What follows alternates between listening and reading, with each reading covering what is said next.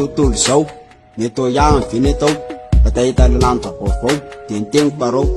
isao amilay kristianina za dia rena fazahody fanina tanteraka ilay nofindahanelona italy amizay tsika olombelona ifa mena an'le visy tamimany efa aminaniny rehefa amintrano ireo amin'ny apokalipsy fa ho avy Jesosy Kristy maopodika ty tany ty aza maty-karena mafanahy amizay vonjena dana manolo tena zay misy manaiky atao batisany vonjena amizay tsy manenina aleluia amen.